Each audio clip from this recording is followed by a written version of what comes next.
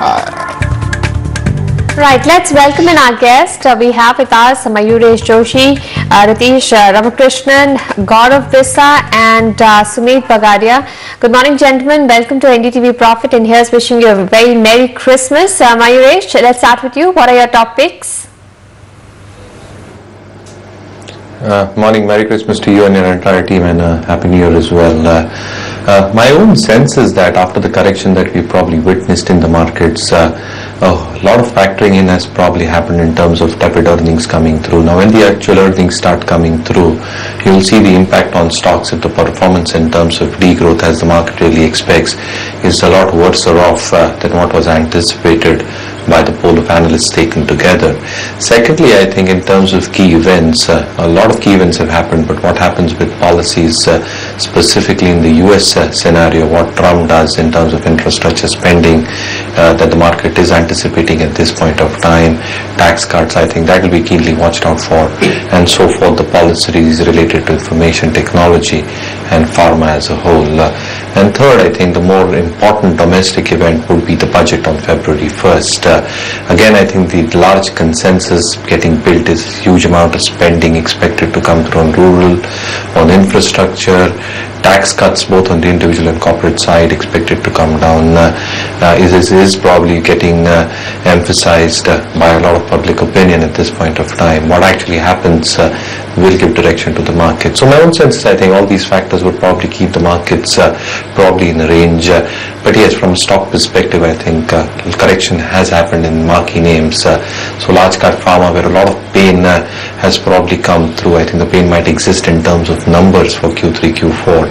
But FY18 onwards, the numbers should be far better. So selectively large cap pharma, selectively large cap IT, cement have corrected significantly. I think the earnings multiples have contracted significantly, which is showing that the markets is probably giving in that numbers will be a lot weaker than what one really expects. So again, I think selectively I would probably look at these spaces, including BFSI, larger private sector banks, larger public sector banks, where my opinion is that over the longer time horizon, I think these sectors should do really well. All right, Ritesh, what are your top picks? I'm going with the say HDFC Bank, and Tech Mahindra and NMDC. HDFC Bank, is a leading player in India in the banking space. More than 40%, the cash ratio. Retail loans constitute 63% of the overall loan book, and mobile banking constitute 40% of the total business in India, and more than 63% of the business is coming from through mobile and internet platform. I feel this is the best, one of the best stock to play the digitalization story going forward. The price is around 1180. The loan book is growing at the rate of 1.3 times of the industry average. So I feel the correction should be used for accumulating the stock for long-term perspective. And for the last say many years, the company is growing at a very good pace. For the last many years, the growth is more than 20%. So this is one of my favorite stock where one can buy for long-term perspective and hold in your portfolio for long time. Second stock would be Tech Mahindra. If you look at the last 3 quarter result, numbers were coming better, and as per the management commentary, the telecom portfolio, which constitute around 50% of the overall business, is seeing traction, seeing the the improvement. So, and if you look at the valuation, stock is quoting at 14 times, and the major business which is telecom, which is showing the momentum. I feel due to the visibility factor, I feel this is the better stock in the IT pack where one can buy for a long time. Third stock would be NMDC. If you look at the last quarter result, numbers were excellent. The volume growth was very good. Then realization were on a higher side. So I feel this is the one stock where we can accumulate at these prices, around these prices. And going forward, you can see the better numbers from this company. And downside look limited due to the higher dividend yield. So I feel this is the one stock where one can buy for the long time perspective. So these are the three stock area where one can buy, keep on accumulating on the corrections and buy for the medium to long term perspective. Right, Gaurav, what are your calls for the day? Good morning. Well, Merry Christmas to you and the entire team. First recommendation would be buy on Asian Paints, and as we said in the morning, in the beginning of the show, that it's corrected some 18 odd percentage points from last couple of months. That makes it a very lucrative price point. Also, we've seen a reversal on daily charts, and if you look at the kind of derivatives data it is showing, a short covering has started, and generally this leads to a strong bounce back. So a trading target of 900 can be seen, but in my opinion, I think if it's holding to 850 levels for next couple of weeks, it can retest levels of 940, 950, and it's a very lucrative price point. A small stop loss of 850, one can go long. Second would be buy on Concor. We have seen strong correction coming in, a lot of price action has been seen getting built. It's an illiquid counter in terms of F&O space, but a lot of short positions were seen getting built. Now there's a short covering that is seen, and whenever names like Concor, which is very illiquid, if it sees short covering, it leads to a sharp price point. So a stop loss of 1080, one can play for targets of 1140. I would not be surprised if it touches levels of 1200, 1220 in next couple of weeks. And final sell recommendation would be on Larsen & Toubro. Consistent short positions on the cusp of a breakdown. If we have a closing below 1320 on a weekly basis, then there's a possibility of 1250 can also be seen. A small stop loss of 1330, one can play for targets of 1280, which if breached can lead to 1250 as well. Right, Sumit also has Concor as a buy. So of course, Gaurav looked at the F&O side. Sumit, can you first start with Concor? Gaurav just mentioned the derivatives data, which is making him look at the buy. Can you just tell on the technical side, what are the levels to watch? Yes, absolutely, Pankaj. First of all, very good morning. Well, Concor is looking oversold on charts, and in last 2 days we have seen that stock has taken some recovery from lower levels. Now looking at the chart, it seems that there can be some more upside, in which we can see levels of around 1150, or probably we can see levels of around 1170. I think after a oversold zone, it's now giving some pullback, so immediately it's looking good on charts. One can initiate long position in Concor at around present levels, with the stop loss to be placed at 1070 for the upside target of 1150 and 1170 in next couple of days. The second pick for the day is Tata Steel, that is on sell side. Tata Steel is looking weak on charts, and there is a possibility that this time we might see levels of around 375 or 370 in next couple of days. So for a trading perspective, one can initiate sell position in Tata Steel at CMP, or if there is a small pullback in prices till 397.98 levels, then that can be used as a selling opportunity, with a strict stop loss to be placed at 406 levels on higher side for the downside target of 375 levels. The third pick for the day is Bajaj Finance, and that is also on sell side. Sorry, the counter is looking weak, and in last couple of days we have seen a sell-off in the counter from higher levels. Looking at the chart, it seems that from present levels also there can be a sell-off, in which we can see levels of around 730, or even there is a possibility that we might see levels of around 700 in next couple of days.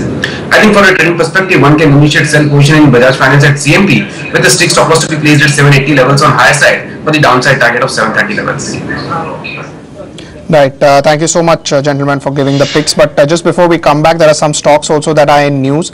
Let's start with them. Some names that have given some notifications this morning. Let's start with Wipro. They have reached an agreement with the US SEC. SEC, of course, stands for Security and Exchange positively. We're just awaiting for markets to open. We should start getting the prices anytime soon. Don't expect a great volume day. However, last 7 days have been on the negative side, so any sort of green in the market would be pretty much welcome by the bulls on the street. Just awaiting markets to open. Some of the names relating buyback, relating QIP will be in focus. SBI on your screen is down 0.25%. Tata Motors 4 rupees decline, but it's not got to do with the EGM. Tata Power 74.8. ONGC up about 1% or so. Z Entertainment down 0.8, 438. Hindalco is down 0.25%. BHEL absolutely flat. In fact, it's really lost the beta that it had, BHEL, with the market in this last 1 month or so. Bharti Airtel 294 was among the top losers yesterday. Bank of Baroda 155. Sun Pharma is the top gainer, 7 to 8 rupees higher, 616. for Sun Pharma. That's among the top gainers. That's one of the top gainers. Wipro is a stocks in news. It's down about 1 rupee or so. But again, it's not. I don't think it's got to do with the news flow. It is definitely removing a overhang on the company, but still I don't think that this fall has got to do with that 5 million penalty payment. Tata Motors 464, again it's a news flow related stock, but the ADR yesterday itself was weak, so maybe that's why even Tata Motors is opening in on the weaker side. Maruti 5050, 3435 as far as Maruti is concerned, 9,000 shares. It's not a frequently traded counter. We'll wait for the volumes. Reliance Capital a percent higher, 445 for Reliance Capital, 50,000 shares traded. JSW Energy, notice regarding fundraising, 0.3% higher, 58.59 for JSW Energy. Titan is up about 0.8%. There was a block deal yesterday where Morgan Stanley P notes based out of Mauritius have bought a substantial stake. Hexaware has the company has given a buyback, but I don't think the stock is reacting to that. 240 is the price at which they have given the buyback. It's currently trading at 204. Welspun Industries 68. I think it's Welspun Enterprise, not Industry, and that's why you're not seeing volumes over here. Voltamp is down about 3% or so, 2,000 shares in terms of volumes. Let's look at Welspun Enterprise. I think that will give you a sense of what's happening. In terms of Welspun Enterprise, it's down about 2%. We'll just pull up that in just a bit. Anisha, any names where you can see volume pick up?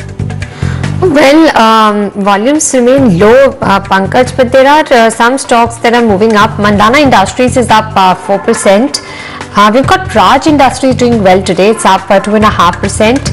Suzlon, you mentioned the news about Suzlon, it's up 1%. Reliance Capital is also up 1%. Reliance Infrastructure is up about 0.5%. On the losing end, we are seeing some pressure in Gain India. That's down 1.5%. JSPL is also lower by 1.5%. Bharat Financial Inclusion, Z and Hindalco, they're all losing ground today. Not much by way of movement actually. For now, the breadth of the market still remains weak. The Nifty is trading in the red. I think it's around 7970. So we do have a cut on the markets, and the breadth is not looking strong actually. A large number of stocks continue to decline. Let's go back to our guest.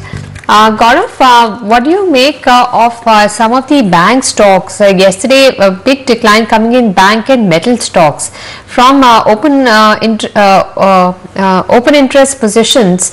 How do you see the bank Nifty placed, and maybe private banks like Axis and ICICI? Well, overall for Bank Nifty, I would say that it's already given a breakout. A lot of short positions are seen getting built, and any jump in Bank Nifty would be sold into, and that too very aggressively. That is what I feel. 18,000 put option command, one of the highest OI concentration. We are trading much below that, so there's possibility that we may head towards 70,400, 70,500 spot levels. On the individual names like Axis, it's been again seeing strong short positions. ICCI, I think 245 is a good support. So on many occasions we have seen some of the short covering started from those levels, so we can see a bounce, but PSU banks would be in the focus.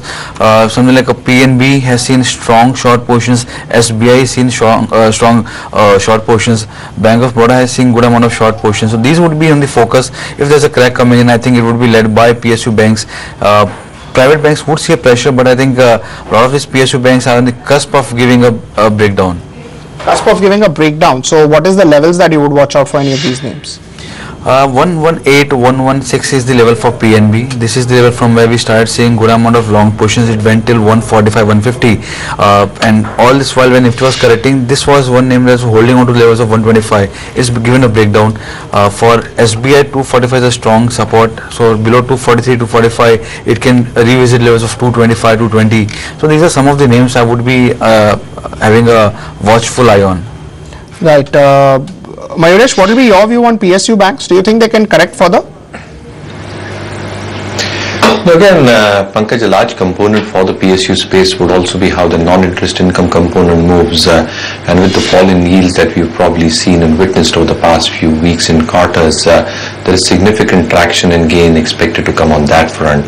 On the core business, on the NII front, I think the credit growth is still languishing, and with the demonetization playing out negatively for consumer-driven stocks, as the market perceives. My own sense is that the recovery in credit growth is very well tilted to the first half of FY18.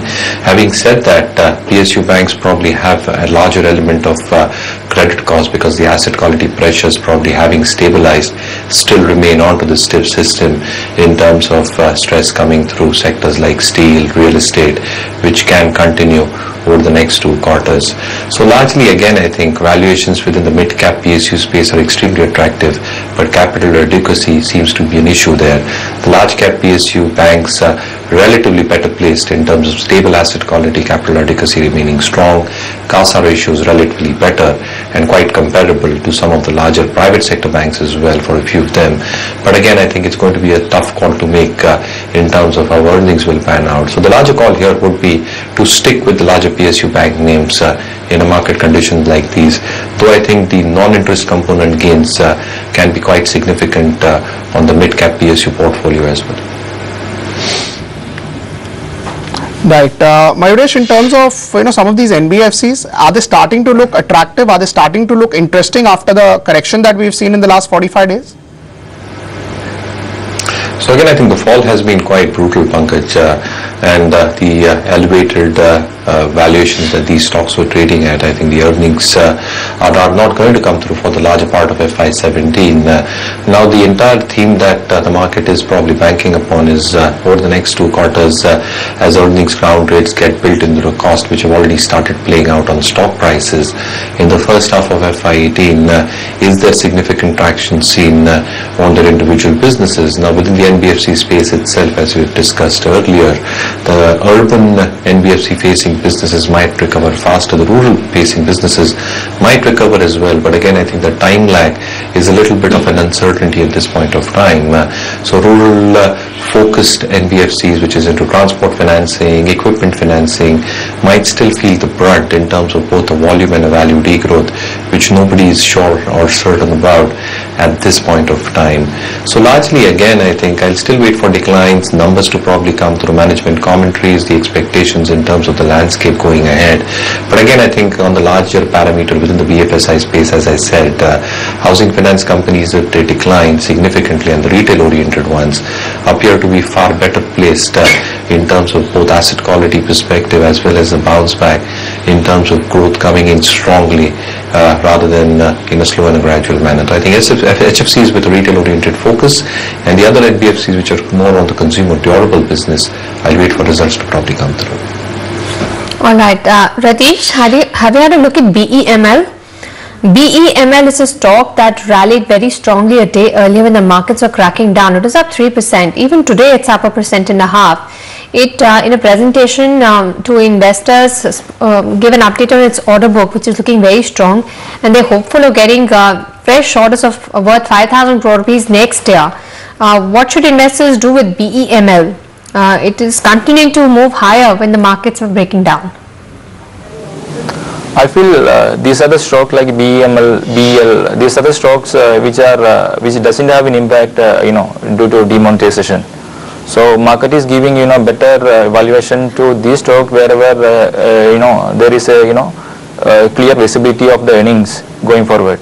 So I feel that could be a reason why and thanks to the strong order book, like BEL, BEML, all these stocks are getting re-rated and there is a buy interest is seen in these stocks. Do you have a target for BEML? This point of time I don't remember the targets. Sumit, have you had a look on stocks like BEML, Engineers India, PFC, any calls on any of these counters? Yes, absolutely, Anisha. See, BML has given a good upside move in last couple of days, and looking at the chart, it seems that it's in breakout on charts. Now it's presently quoting at around 975 levels. I think immediately from present levels, there is a possibility that in BML we can see a move till 1000, and that would be a psychological resistance. As soon as 1000 levels are taken away, we can see a extended relative 1070, 1080 levels. So yes, overall the counter is looking strong, and anyone who has taken positions in last couple of days can hold on their existing positions, and if anyone wants to initiate a fresh long positions, then they can initiate at CMP because immediately the counter is looking strong for the upside target of 1000 and then 1070 levels in next couple of days. So yes, one can initiate long positions. All right, so positive on BEML. Gaurav, what have you seen in some of these housing finance companies? Case in point is India Bulls Housing Finance. That one is looking weak. Would you look to buy the stock at all, or do you think it will take some time to recover? In the entire housing finance space, do you have any buy picks? I don't see too much of a buying happening, although I would say that the intensity of shorts that has certainly reduced, and if there's a bounce back in Nifty, say even of 1 percentage points, all of these HFCs, whether it is LIC, whether it is L&T Finance, whether it is names like India Bull Housing Finance, they'll see a bounce back. So at these levels, probably India Bull Housing Finance is the only name that is looking ripe for a bounce back. So if it holds around these levels, 640 or so, with a stop of 632, one can go long for 660, 670. Again, it's a technical bounce. I'm talking about a 4-5% bounce can be seen, and the same goes for L&T Finance. That is one name that can see 86, 87 kind of levels. So with a stop loss of 81.5, one can go long on that. Probably I would wait a little bit on LIC Housing Finance, but a couple of names are looking decent to go long into. Right. How would you look at Bharti Infratel? Now, that's a name which has corrected quite substantially. Do you think that Bharti Infratel is interesting for a buy? It's been in a range for really a while.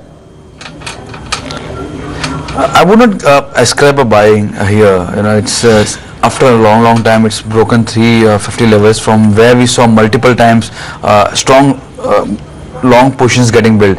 So let it cross those levels. If it sustains those levels, then only it makes a sense to buy. Otherwise, you can see a couple of points bounce back from here, but then it will be sold into. Right. Mayuresh, how would you look at something like a Prestige Estate? So in the market which has gone down 4-5% and in which mid caps have corrected, Prestige Estate has gone up from 145 to 175. Do you still believe that it's a buy?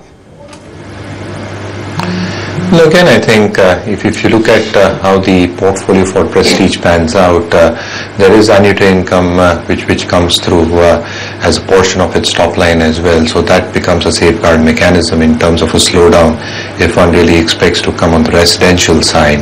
Again, largely I think the uncertainty related to how demonetization is played out on real estate stocks in general in terms of how demand will come through, whether buying will come through in terms of new projects get launched. Because the general perception here again is that buyers probably are waiting for better entry points and negotiations with developers to probably start booking into. So again, I think it's that uncertainty period for real estate developers at this point of time, and though listed players probably are far better placed than the unorganized sector, where a large component of the black-white transaction probably was happening in the system. My own sense is that there would be better entry points, and again, I think one really needs to understand the cash flow dynamics for the industry as a whole, with inventory levels still elevated in the system as a whole, pre-sales velocity not picking up to the extent that one really expects it to.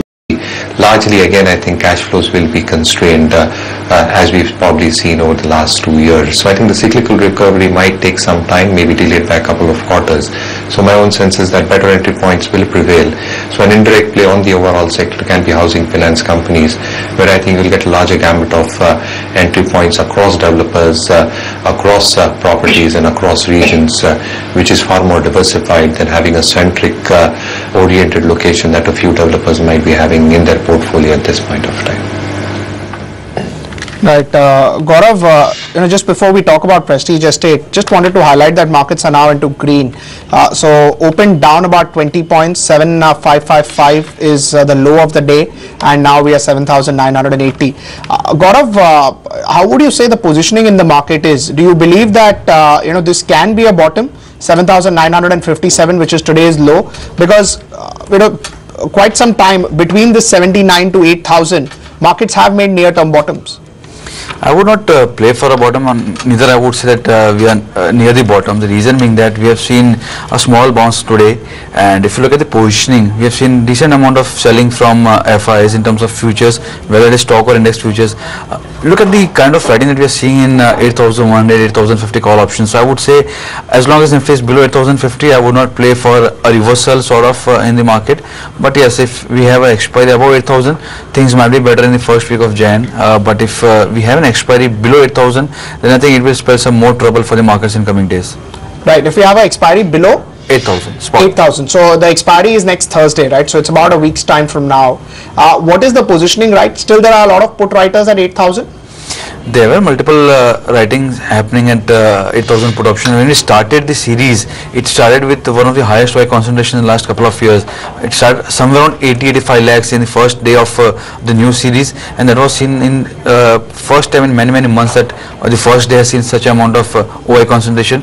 We were up about 8,000 for major part of the series. It's just that couple of days we have seen the Nifty trending towards 8,000, breaking 8,000. So it will have a lot of psychological impact on the trading. If there's a possibility that we have a weekly close below 8,000, there can be some sort of delta hedging that can come into the play, or people can outright go and short Nifty. But if there's a sustainability of 8,000, then I think there can be a risk for 30-40 points, and we might not see aggressive selling from these levels. Right. Mayuresh, Gaurav of course looks at the derivative data and not on the fundamental side of the market, and that's why he's looking at data in terms of where flows can happen, or how flows can come on the negative side. But at what level as a fundamental analyst you would start to allocate money? Do you believe at Nifty level the market downside is limited and one should start to put some money in the market? Well, absolutely. In fact, I have started allocating money into the markets sporadically in sectors that I just mentioned. And largely, again, I think there's no definite time point that you can probably pinpoint and say that the bottom for the market has been nailed, and that's historically proven. Yes, I think the markets are seeing headwinds in form of what Trump might say in terms of their infrastructure development policy, in terms of tax cuts, in terms of corporate taxes coming down, and that is probably driving investments towards the dollar in a significant manner, simultaneously leading to a sell-off probably in the emerging equity markets as well as the bond markets. That arbitrage between a 10-year US note and an emerging 10-year note has probably reduced a fair bit. And if these policy statements are more constructive in the coming few weeks as he gets formally elected, my own sense is that the dollar flow will still continue. What happens with the rebalancing in terms of the Chinese yuan, in terms of their allocation at the beginning of the year in terms of dollar assets, even that has a significance in terms of how emerging asset currencies will pan out and the kind of pressure that we'll probably see on them.